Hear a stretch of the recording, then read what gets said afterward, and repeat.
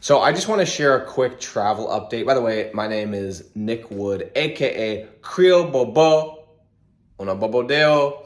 Anyway, I go to Sierra Leone at least once a year, sometimes multiple times a year. And even in 2020, I made it happen, okay? And so this past year, I regret it. I regret to even say this, but in 2021, I was supposed to go in December.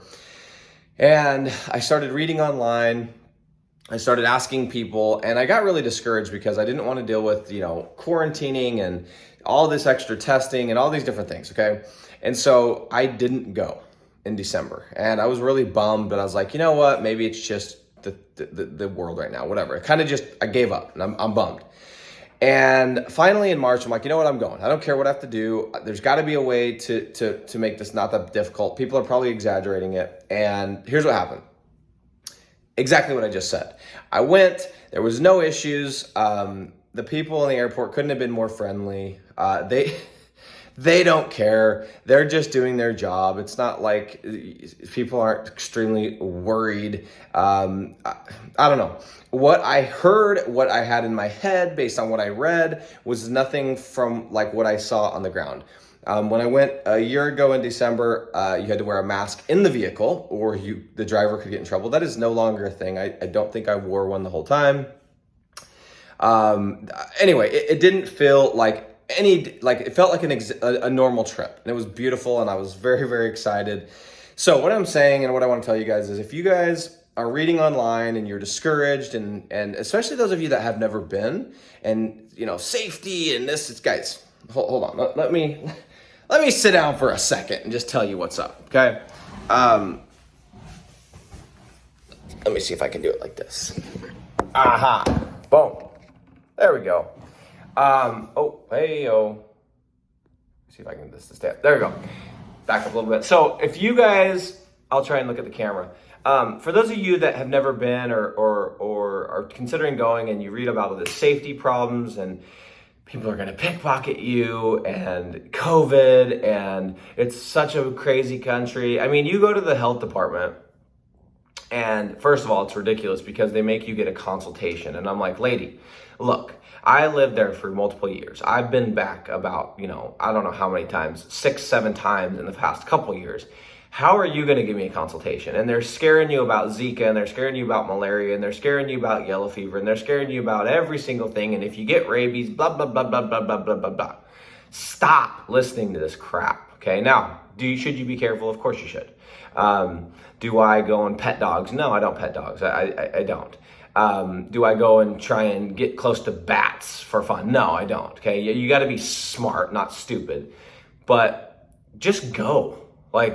Just go. Stop reading online. Now, there are a couple of things that you have to do. As of the time of me shooting this video, you still have to have a negative test to get to Sierra Leone within, if I remember correctly, I think it's within 72 hours. Yes, that is correct.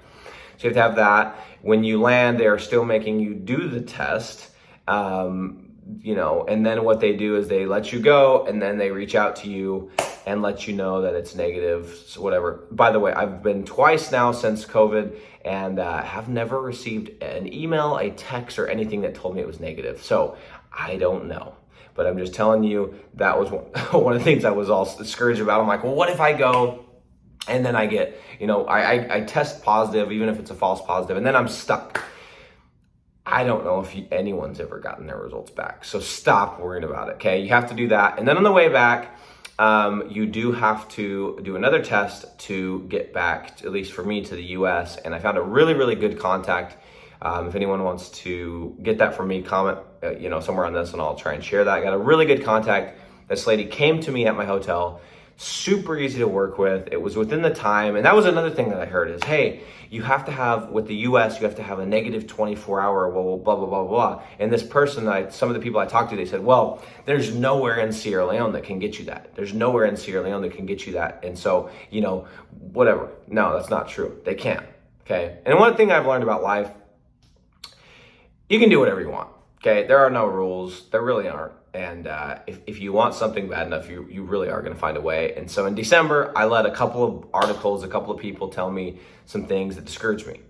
In March, I didn't care. I was like, you know what? I don't care. If it really is that bad, we'll figure it out and it'll be a great video. But nothing happened. It was like a totally normal trip. I wouldn't have even noticed that there was anything going on in the world other than the annoying tests.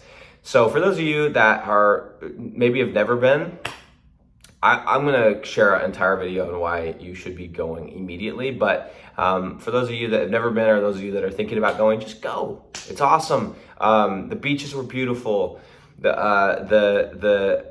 culture is incredible. The sights, the sounds, the smells, the freaking street food. This last time I've never done this, but we started, dining on some of these incredible restaurants on the beach, which I had never done. And I took my wife, I took my mom, and they were shocked at how beautiful it was, at how not scary it was compared to what the media says. So there's a little update. That's March of 2022. No issues whatsoever. Quit reading, quit listening, quit being scared. Get on a plane, book a flight, and go check out the greatest country in the world.